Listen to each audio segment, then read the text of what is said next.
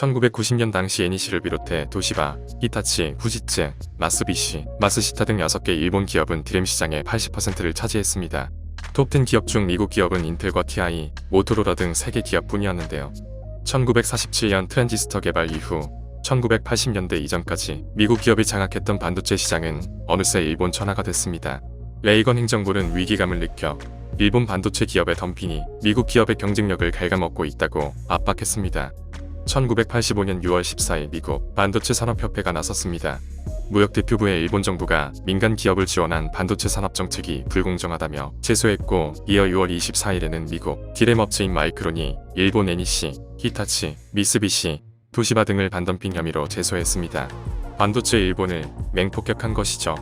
레이건 정부는 미국의 무역 적자를 해소하기 위해 1985년 뉴욕 플라자 호텔에서 서방 5개국 재무장관회의를 열고 일본 엔화와 서독 마르크화의 고평가와 미달러 저평가가 이뤄지도록 환율 조작을 압박했습니다. 이 플라자 합의를 통해 일본 기업의 반도체 가격 경쟁력이 급격히 악화됐습니다. 여기에 더해 1986년 미국 정부와 일본 반도체 기업 간의 협정이 진행됐습니다. 일본 반도체 업체는 미국의 생산 원가 공개와 자국 내 미국 반도체 업체의 시장 점유율을 20%까지 높이기로 했습니다. 이를 1.21 반도체 협정이라고 합니다. 이어 1996년까지 이어지는 제2.21 반도체 협정을 맺었습니다.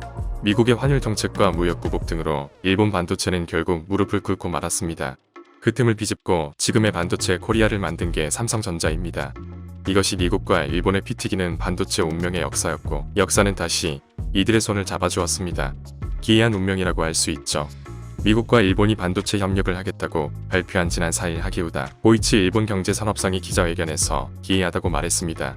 이날 발표문에는 미일 반도체 협력 기본 원칙으로 양쪽에 서로 인정하고 보완하는 형태로 한다고 적혀 있었습니다. 9일 일본 니혼게이자이 신문은 하기우다 경제산업상이 기이하다고 표현한 것에 주목, 반도체를 둘러싸고 일본과 미국이 대립해온 과거가 있기 때문이라고 언급했습니다. 니케이는 구구절절 미국과 일본의 반도체 숙명을 적어 놓았습니다. 이 기사의 앞머리에 적어놓은 그대로입니다. 그 사이 인텔, 마이크로소프트 등 미국 반도체 업체들이 성장했고, DRAM 시장에서는 삼성전자가 빠르게 시장 점유율을 확대해 나가면서 일본은 서서히 자리를 빼앗기며 후퇴하는 모습을 보였습니다. 하기우다 경제산업상은 기자회견에서 일본의 반도체 산업을 되돌아보며 미국으로부터 압박도 있고 그 후 행보를 잘못하면서 일본의 쇠퇴로 이어졌다. 메이드 인 재팬의 히노마루 반도체로 세계를 석권하려는 도전과 야심이 실패로 이어졌다고 회상했습니다.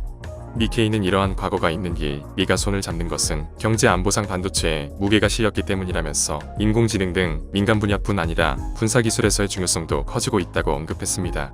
이어 미국이 일본과 협조할 수 있는 건 지금 일본 산업이 미국에 위협을 주고 있지 않기 때문이라고 분석했습니다. 우리 삼성전자, SK하이닉스 또한 앞으로 어떠한 역사를 쓰고 다시 10년 뒤에 무슨 말을 할지 알 수 없습니다. 하지만 그때는 일본 경제상과 같은 한탄조의 말은 되풀이하지 않기를 바랄 뿐입니다. 이상 업데이트부였습니다.